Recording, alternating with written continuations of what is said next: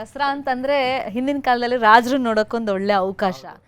So ಈಗ ನಾವು ನಾಡದೋರೆ ಸಿದ್ದರಾಮಯ್ಯ ಅವ್ರನ್ನೇ ನೋಡಿ ಅವ್ರೊಂದು ಸಂದೇಶ ಕೊಡ್ತಾರೆ ನಾಡಿನ ಜನತೆಗೆ, ಅದನ್ನ ಕೇಳಿಸ್ಕೊಳ್ತಾ ಇದ್ವಿ.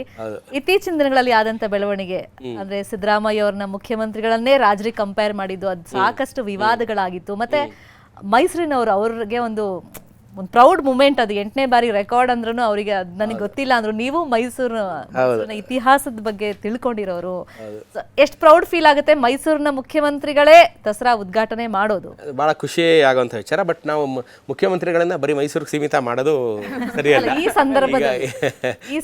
ಈ ಸಂದರ್ಭದಲ್ಲಿ ಅದು ಅವ್ರಿಗೆ ಹೋಮ್ ಗ್ರೌಂಡು ಮೈಸೂರು.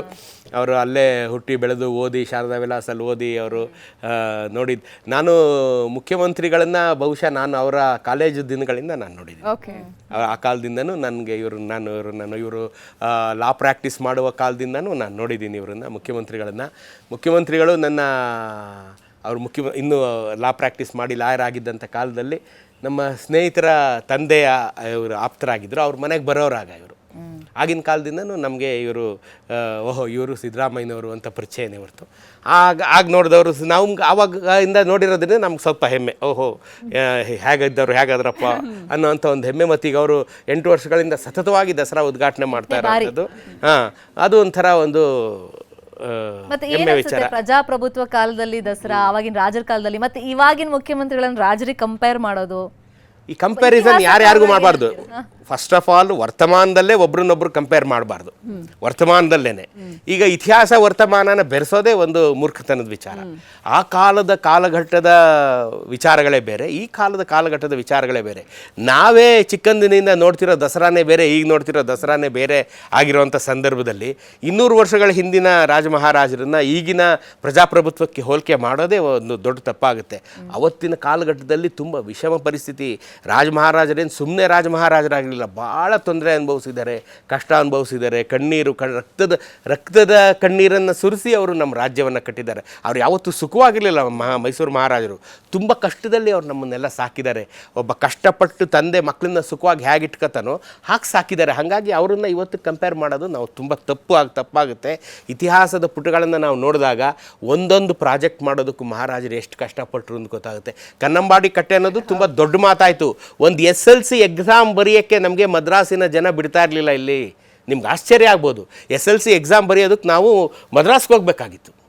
ಅಂಥ ಕಾಲದಲ್ಲಿ ನಾವು ಇಲ್ಲಿ ಬರೆಯೋದಕ್ಕೆ ಪರ್ಮಿಷನ್ ಕೇಳಿದಂಥ ಕಾಲದಲ್ಲಿ ನಾವು ಇವತ್ತು ಇಬ್ಬರು ಮಹನೀಯರನ್ನು, ಮಹಾರಾಜರ ಜೊತೆಗೆ ಇನ್ನಿಬ್ಬರು ಮಹನೀಯರನ್ನು ನೆನೆಸ್ಕೋಬೇಕು. ಒಂದು ನಮ್ಮ ಹಡ್ಸನ್ ಚರ್ಚ್ ಏನಿದೆ ಹಡ್ಸನ್ ಸರ್ಕಲಲ್ಲಿ, ಆ ಹಡ್ಸನ್ ಅವರೊಬ್ಬರು ಇದರ ವಿರುದ್ಧ ದನಿ ಎತ್ತದವರು, ಮತ್ತು ನಮ್ಮ ಸರ್ ಎಂ ವಿಶ್ವೇಶ್ವರಯ್ಯನವರು. ಇವರಿಬ್ಬರಿಗೆ ಬೆಂಗಾವಲಾಗಿ ನಿಂತವರು ನಮ್ಮ ನಾಲ್ವಡಿ ಕೃಷ್ಣರಾಜ ಒಡೆಯರು. ಹಡ್ಸನ್ ಅವರು ಮತ್ತು ಸರ್ ಎಂ ವಿ ಅವರು ಇಬ್ಬರೂ ಮದ್ರಾಸ್ ತನಕ ಹೋಗಿ ಬ್ರಿಟಿಷರ ಜೊತೆ ವಾದ ಮಾಡ್ತಾರೆ. ನಮ್ಮಲ್ಲಿ 100 ವಿದ್ಯಾರ್ಥಿಗಳಿದ್ದಂಥ ಕಾಲದಲ್ಲಿ ನಾವು ಯಾಕೆ ಮದ್ರಾಸಿನ ತನಕ ಬಂದು SLC ಎಕ್ಸಾಮ್ ಬರೆಸ್ಬೇಕು, ನಾವು ಇಲ್ಲೇ ಬರೀತೀವಿ ಅಂತ ಹೇಳಿ SLC ಎಕ್ಸಾಮನ್ನು ನಾವು ನಮ್ಮೂರಲ್ಲೇ ಬರೆಯೋ ಕಾರಣಕರ್ತರಾಗಿದ್ದು. ಅಲ್ಲಿಂದ ಶುರು ಆಗುತ್ತೆ ನೋಡಿ. ಮಹಿಳಾ ಎಜುಕೇಶನ್ ಆಗಿರ್ಬೋದು ಅಥವಾ ಪ್ರತಿಯೊಂದಕ್ಕೂ ಇವರು ಅಡ್ಗಾಲ್ ಹಾಕಿದ್ದಾರೆ. ಯೂನಿವರ್ಸಿಟಿ ಸ್ಯಾಂಕ್ಷನ್ ಮಾಡೋದಕ್ಕೆ ಹೋದಾಗ ಇದೇ ಲಾರ್ಡ್ ಹಾರ್ಡಿಂಜ್ ಯೂನಿವರ್ಸಿಟಿ ಸ್ಯಾಂಕ್ಷನ್ ಮಾಡಿದವನು. ಮೈಸೂರಲ್ಲಿ ಲಾರ್ಡ್ ಹಾರ್ಡಿಂಜ್ ಸರ್ಕಲ್ ಅಂತ ಒಂದಿದೆ, ಈ ಹಳೆ ಮೈಸೂರಿಗೆ ಗೊತ್ತದು. ಈಗ ಅದು ಜಯಚಾಮರಾಜ ಒಡೆಯ ಸರ್ಕಲ್ ಆಗೋಗಿದೆ. ಲಾರ್ಡ್ ಹಾರ್ಡಿಂಜನ್ನು ನಾವು ಯಾವತ್ತೂ ನೆನಬೇಕು. ಯಾಕೆಂತಂದರೆ ನಮಗೆ ಕನ್ನಂಬಾಡಿ ಕಟ್ಟೋದಕ್ಕೆ ಪರ್ಮಿಷನ್ ಕೊಟ್ಟು ಪುಣ್ಯಾತ್ಮನವನೇ. ಸರ್ ಎಂ ವಿಶ್ವೇಶ್ವರಯ್ಯನವ್ರಿಗೆ ಸರ್ ಪದವಿ ಕೊಟ್ಟವರು ಅವರೇ. ಮತ್ತೆ ಈ ಮೈಸೂರು ಯೂನಿವರ್ಸಿಟಿನ ಮಾಡಿ ನೀವು ಅಂತ ಪರ್ಮಿಷನ್ ಕೊಟ್ಟವರು ಅವರೇನೆ. ಮೈಸೂರು ಯೂನಿವರ್ಸಿಟಿ ಯಾಕೆ ಬೇಕು, ನಮ್ಮ ಮದ್ರಾಸ್ ಯೂನಿವರ್ಸಿಟಿಲೇ ಓದಲಿ ಅಂತ ಅವಾಗಲೂ ತಮಿಳರು ನಮಗೆ ಖ್ಯಾತೆ ತೆಗೆದಿದ್ರು, ಪರ್ಮಿಷನ್ ಕೊಡಬೇಡಿ ಇವ್ರಿಗೆ ಅಂತ. ಆಗ ಸರ್ ಎಂ ವಿಶ್ವೇಶ್ವರಯ್ಯನವ್ರಿಗೆ ಸರ್ ಪ್ರಶಸ್ತಿ ಅನೌನ್ಸ್ ಆಗಿತ್ತು. ಲಾರ್ಡ್ ಹಾರ್ಡಿಂಜು ವಿಶ್ವೇಶ್ವರಯ್ಯನವ್ರಿಗೆ ಹೇಳಿ ಕಳಿಸ್ತಾರೆ, ನಾವು ಸಿಮ್ಲಾಕ್ಕೆ ಹೋಗ್ತಾ ಇದ್ದೀನಿ ರಜಾ ದಿನಗಳನ್ನು ಕಳೆಯೋದಕ್ಕೆ, ನೀವು ಅಲ್ಲೇ ಬಂದುಬಿಡಿ, ನಾನು ಪ್ರಶಸ್ತಿ ಅಲ್ಲೇ ಪ್ರದಾನ ಮಾಡ್ತೀನಿ ಅಂತ. ಆಗ ಸರ್ ಎಂ ವಿ ಅವರು ಸಿಮ್ಲಾಗೆ ಹೋಗ್ತಾರೆ. ಸಿಮ್ಲಾಗೆ ಹೋಗಿ ಸರ್ ಪದವಿಯನ್ನು ತಗೊಂಡ್ಮೇಲೆ ಸರ್ ಎಂ ವಿ ಅವರು ವಿನಂತಿ ಮಾಡಿ ಅವ್ರನ್ನ ಕನ್ವಿನ್ಸ್ ಮಾಡ್ತಾರೆ, ಯಾಕೆ ನಮಗೆ ಯೂನಿವರ್ಸಿಟಿ ಬೇಕು, ಮೈಸೂರಲ್ಲಿ ಯಾಕೆ ನಮಗೆ ಬೇಕು ಅಂತ ಅಂದಾಗ ಅವರು ಆಯಿತು ಅಂತ ಹೇಳಿ ಅಪ್ರೂವಲ್ ಕೊಡ್ತಾನೆ. ಸಿಮ್ಲಾದಲ್ಲಿ ಅಪ್ರೂವಲ್ ಕೊಡ್ತಾನೆ ಲಾರ್ಡ್ ಹಾರ್ಡಿಂಜು. ಆಗ ಬಂದು ಸರ್ ಎಂ ವಿ ಅವರು ಮೈಸೂರಲ್ಲಿ ವಿಶ್ವವಿದ್ಯಾಲಯ ಶುರು ಮಾಡೋದಕ್ಕೆ ಮಹಾರಾಜರ ಕೈಲಿ ಇದು ಮಾಡ್ತಾರೆ. ಆಗ 1916ರಲ್ಲಿ ಮಹಾರಾಜರ ಬಳಿ ಇನ್ನೂ ವರ್ಲ್ಡ್ ವಾರ್ ನಡೀತಾ ಇರ್ತಾಗ, ವರ್ಲ್ಡ್ ವಾರ್ 1 ಚಾಲ್ತಿಲಿರುತ್ತಾಗ ಇಲ್ಲಿ 36-37 ದೊಡ್ಡ ಪ್ರಾಜೆಕ್ಟ್ ನಡೀತಿದ್ದಂಥ ಕಾಲದಲ್ಲಿ ಯೂನಿವರ್ಸಿಟಿನ ಶುರು ಮಾಡಬೇಕು ಅಂತ ಅಂದಾಗ್ಲೂ ಮಹಾರಾಜರ ಬಳಿ ಅಷ್ಟು ದುಡ್ಡು ಇರೋದಿಲ್ಲ. ಆಗ ಇಬ್ಬರು ಕಾಫಿ ಪ್ಲ್ಯಾಂಟ್ಗಳು ಮುಂದೆ ಬಂದು 1 ಲಕ್ಷ ರೂಪಾಯಿಗಳನ್ನು ದಾನ ಮಾಡ್ತಾರೆ. 1916 1 ಲಕ್ಷ ರೂಪಾಯಿ ತುಂಬ ದೊಡ್ಡ ಅಮೌಂಟು. ಹಾಗಾಗಿ ಮಹಾರಾಜರು ಮೈಸೂರಿನ ವಿಶ್ವವಿದ್ಯಾನಿಲಯಕ್ಕೆ ಅವ್ರದ್ದೇ ಹೆಸರಿಟ್ಟಿರ್ತಾರೆ. ಅದನ್ನು ನಾವು ಕ್ರಾಫರ್ಡ್ ಹಾಲ್ ಅಂತೀವಿ. ಹೌದು. ಕ್ರಾಫರ್ಡ್ ಸಹೋದರರು ಅವರಿಬ್ಬರೂ ನಾವು ನೆನ್ಕೋಬೇಕೀಗ. ಅದಕ್ಕೆ ಮಹಾರಾಜರು ಅವ್ರ ಹೆಸರು ಹೇಳ್ತಾರೆ ಕ್ರಾಫರ್ಡ್ ಹಾಲ್ ಅಂತ, ಅವ್ರ ಹೆಸರನ್ನೇ ಇಟ್ಟು ಮೈಸೂರು ಯೂನಿವರ್ಸಿಟಿ, ನಾವು ಮೈಸೂರು ಯೂನಿವರ್ಸಿಟಿಯನ್ನೆಲ್ಲ ನಾವು ಕ್ರಾಫರ್ಡ್ ಹಾಲ್ ಅಂತಲೇ ಮೈಸೂರು ಅವ್ರು ಕಲಿಯೋದು ಅದನ್ನು, ಮೈಸೂರು ಯೂನಿವರ್ಸಿಟಿಯ ಹಾಲನ್ನು. ಹಾಗಾಗಿ ನಾವು ಇಂಥ ಸಂದರ್ಭದಲ್ಲಿ, ಈ ದಸರಾ ನಡೆಯುವಂಥ ಸಂದರ್ಭದಲ್ಲಿ ಇವ್ರನ್ನೆಲ್ಲ ನೆನ್ಕೋಬೇಕಾಗುತ್ತೆ. ಇನ್ನು ಒಂದು ವಿಷಯ ಸೇರ್ಸೋಕ್ಕೆ ಇಷ್ಟಪಡ್ತೀನಿ. ಇದು ಯಾವುದ್ರಲ್ಲೂ ಓದಿದ್ದೆ ನಾನು, ಮುಮ್ಮಡಿ ಕೃಷ್ಣರಾಜ ಒಡೆಯರು ಈ ದೊಡ್ಡ ದೊಡ್ಡ ಪ್ರಾಜೆಕ್ಟ್ಗಳ ಬಗ್ಗೆ ಎಲ್ಲ ಹೇಳಿದ್ರಲ್ಲ, ಅದಷ್ಟೇ ಅಲ್ಲ, ಒಂದು ಸರಿ ರಾಜಾರಾಮಣ್ಣ ನಮ್ಮ ನ್ಯೂಕ್ಲಿಯರ್ ಫಿಸಿಸಿಸ್ಟ್ ಅವರು ಪಿಯಾನೋ ಕಲ್ತ್ಕೋತಾ ಇರ್ತಾರೆ. ಜಯಚಾಮರಾಜೇಂದ್ರ ಒಡೆಯರ್ ಕಲಿಯುವ ಟೀಚರ್ ಹತ್ರನೇ ಇವರು ಕಲಿತಾರೆ. ಗುಡ್ ಶೆಪರ್ಡ್ ಕಾನ್ವೆಂಟ್ನ ಸಿಸ್ಟರ್ ಇಗ್ನೇಷಿಯಸ್ ಹತ್ರ ಕಲಿತಾರೆ. 12 ವರ್ಷದ ಬಾಲಕ ಇವರು ಜಗನ್ಮೋಹನ ಅರಮನೆಗೆ ಒಂದು ಆಡಿಷನ್ಗೆ ಬಂದಿರ್ತಾರೆ. ಇದನ್ನು ನಾಲ್ವಡಿ ಕೃಷ್ಣರಾಜ ಒಡೆಯರು ಕೇಳ್ತಾರೆ. ಅದು ಆಡಿಷನ್ ಕೇಳಿದ ಮೇಲೆ ಆ ಬಾಲಕ ನುಡಿಸೋದು ತುಂಬ ಇಷ್ಟ ಆಗಿ ಹೋಗಿ ಆ 12 ವರ್ಷ ಹುಡುಗನ ಹತ್ರ ಮಾತಾಡ್ತಾರೆ. ನಿನಗೆ ಯಾರ ಹತ್ರ ಪಾಠ ಆಗ್ತಿದೆ, ಇವರು ಸರಿಯಾಗಿ ಹೇಳ್ಕೊಡ್ತಾ ಇದ್ದಾರಾ ಪಾಠವನ್ನು, ನಿನಗೆ ಮತ್ತು ಯುರೋಪಿಯನ್ ಮಕ್ಕಳಿಗೆ ತಾರತಮ್ಯ ತೋರಿಸ್ತಾ ಇದ್ದಾರಾ ಅಂತ ಕೂಡ ಕೇಳ್ತಾರಂತೆ.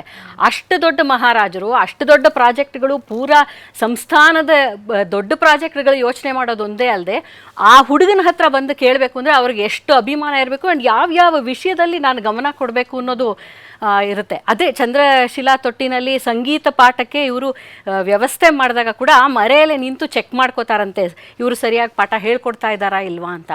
ಆಮೇಲೆ ಅವರು ತುಂಬ ಆಪ್ತರಾದ ವೀಣೆ ವೆಂಕಟಗಿರಿಯಪ್ಪನವರು, ಅವ್ರಿಗೆ ಮೊದಲು ಹೇಳೋದು, ನಿಮ್ಮ ಜ್ಞಾನವನ್ನು ಮುಂದಕ್ಕೆ ನೀವು ಬೆಳೆಸ್ತಾ ಇದ್ದೀರಾ, ನಿಮ್ಮ ಶಿಷ್ಯಂದ್ರಿಗೆ ಹೇಳ್ಕೊಟ್ಟಿದ್ದೀರಾ, ನಾನು ಕರ್ಕೊಂಬನ್ನಿ, ಆ ಶಿಷ್ಯರು ನನ್ನ ಮುಂದೆ ಪರ್ಫಾರ್ಮ್ ಮಾಡಲಿ ಅಂತ ಹೇಳ್ತಾರೆ. ಆಗ ಅದನ್ನು ಕೂಡ ಚೆಕ್ ಮಾಡ್ತಾರೆ. ನನಗೆ ದೊಡ್ಡ ಕೆಲಸಗಳಿದೆ, ನಾನು ಇದೆಲ್ಲ ನೋಡೋಕ್ಕಾಗಲ್ಲ, ಅದು ನನಗೆ ಆಶ್ಚರ್ಯ ಅನ್ಸುತ್ತೆ. ಎಂತ ಇಷ್ಟು ಕಡೆ ಗಮನ ಇಡಬೇಕು ಅಂದರೆ ಅವ್ರು ಎಂತಹ ರಾಜರು. ನಾಲ್ವಡಿ ಕೃಷ್ಣರಾಜ ಒಡೆಯರ್ ಏನಿದ್ದಾರೆ, ನಾಲ್ವಡಿ ಕೃಷ್ಣರಾಜ ಒಡೆಯರು ಹುಟ್ಟಿದಾಗ್ಲೇ ಕಷ್ಟಗಳ ಸರಮಾಲೆಯನ್ನೇ ತಗೊಂಡು ಹುಟ್ಟಿದಂಥ ಪುಣ್ಯಾತ್ಮ ಆ ಪುಣ್ಯಾತ್ಮ ನಾನು ಹೇಳ್ತೀನಿ. ಅಷ್ಟು ಕಷ್ಟಗಳ ಸರಮಾಲೆಯಲ್ಲೂ ಒಂದೇ ಒಂದು ರಾಜಕಾರ್ಯವನ್ನು ಬಿಡಲಿಲ್ಲ. ಆದರೆ ಇವರಲ್ಲಿದ್ದಂಥ ಈ ದೈವಾಂಶ ಸಂಭೂತತನ ಏನಿದೆ, ಇವರು ದೇವರ ಒಂದು ಅಂಶ ಅಂತ. ಅವರು 5 ವರ್ಷದ ಬಾಲಕನಾಗಿದ್ದಾಗಲೇ ಶೃಂಗೇರಿ, ಯಾಕೆಂದರೆ ನಮ್ಮ ಮೈಸೂರು ಅರಮನೆಗೆ ರಾಜಗುರುಗಳಾಗಿದ್ದವರೇ ಶೃಂಗೇರಿ ಸ್ವಾಮಿಗಳಾಗಿ ಬಂದಿರ್ತಾರೆ. 5 ವರ್ಷದ ಬಾಲಕ ಮಹಾಸ್ವಾಮಿಗಳಾಗಿದ್ದಾಗಲೇ ಇವ್ರ ತಂದೆ ಆದಂಥ ಚಾಮರಾಜ ಒಡೆಯರು ಶೃಂಗೇರಿ ಗುರುಗಳನ್ನು ಅರಮನೆಗೆ ಆಹ್ವಾನಿಸಿದ್ದಾಗ ಅವ್ರು ಬರ್ತಾರೆ, ಪಾದಪೂಜೆ ಎಲ್ಲ ಆಗುತ್ತೆ, ಎಲ್ಲ ಪೂಜೆ ಪುನಸ್ಕಾರ ಎಲ್ಲ ಆದಮೇಲೆ ಶೃಂಗೇರಿ ಗುರುಗಳು ಹೊರಡೋ ಹೊತ್ತಾದಾಗ ಅರಮನೆಯ ಎಲ್ಲ ಪರಿವಾರದವರು ಬಂದು ಅವರಿಗೆ ನಮಸ್ಕಾರ ಮಾಡಿ ಗುರುಗಳಿಗೆ ಆಶೀರ್ವಾದ ತಗೋತಾರೆ. ಆದರೆ ಬಾಲಕ ಮಹಾರಾಜರಾದಂಥ ನಾಲ್ವಡಿ ಕೃಷ್ಣರಾಜ ಒಡೆಯರ್ ಮಾತ್ರ ಎಲ್ಲೂ ಕಾಣೋದಿಲ್ಲ. ಎಲ್ಲ ಕಡೆ ಹುಡುಕಿಸ್ತಾರೆ, ಎಲ್ಲೋ ಮಗು ಆಟ ಆಡೋಕ್ಕೆ ಹೊರಟೋಯ್ತೋ ಏನೋ ಮಕ್ಕಳ ಜೊತೆ ಅಂತ ಹೇಳಿ ಸುಮಾರು ಹೊತ್ತು ಕಾದಂಥ ಶೃಂಗೇರಿ ಗುರುಗಳು ಇನ್ನು ನಮಗೆ ಸಮಯ ಆಗ್ತಾ ಇದೆ, ನಾವು ಹೊರಡ್ತೀವಿ ಅಂತ ಹೇಳಿ ಅವ್ರು ಎದ್ದು ನಿಂತ್ಕೊಂಡಾಗ ಬಾಗಿಲಲ್ಲಿ ಬಾಲಕ ಮಹಾರಾಜರು ಕಾಣ್ತಾರೆ. ಅವ್ರು ಬರ್ತಾ ಇರ್ಬೇಕಾದ್ರೆ ಗಮನಿಸ್ತಾರೆ, ಅವರ ತಲೆಯ ಮೇಲೆ ಶೃಂಗೇರಿ ಗುರುಗಳ ಪಾದುಕೆಯನ್ನು ಹಿಡ್ಕೊಂಡ್ಬರ್ತಾರೆ. ಅದನ್ನು ಹಿಡ್ಕೊಂಬಂದು ಶೃಂಗೇರಿ ಗುರುಗಳ ಪಾದದ ಬಳಿ ಕೂತು ಅವರ ಪಾದಗಳನ್ನು ತಮ್ಮ ಚಿನ್ನದ ಶಲ್ಯದಿಂದ ಒರೆಸ್ತಾರೆ. ಅದನ್ನು ಪಾದಗಳನ್ನು ಒರೆಸಿ, ತಮ್ಮ ಅಂಗೈನಲ್ಲಿ ಪಾದಗಳನ್ನು ಇಟ್ಕೊಂಡು ಒರೆಸಿ, ಆಮೇಲೆ ಆ ಪಾದುಕೆಯನ್ನು ತೊಡಿಸಿ ಗುರು ಬ್ರಹ್ಮ ಗುರು ವಿಷ್ಣು ಗುರುದೇವ ಮಹೇಶ್ವರ ಅಂತ ಶ್ಲೋಕ ಹೇಳಿ ಅವ್ರಿಗೆ ನಮಸ್ಕಾರ ಮಾಡ್ತಾರೆ. ಆಗಲೇ ಶೃಂಗೇರಿ ಗುರುಗಳು ಹೇಳ್ತಾರೆ, ಈ ಬಾಲಕ ಸಾಮಾನ್ಯನಲ್ಲ, ಸೂರ್ಯಚಂದ್ರರಿರೋವರೆಗೂ ಈ ಬಾಲಕನ ಕೀರ್ತಿ ಇರುತ್ತೆ ಅಂತ ಅವತ್ತೇ ಅವರು ಆಶೀರ್ವಾದ ಮಾಡ್ತಾರೆ. ಅವರು ಹಾಗೆ 40 ವರ್ಷಗಳ ಕಾಲ ಆಡಳಿತವನ್ನು ನಡೆಸ್ತಾರೆ.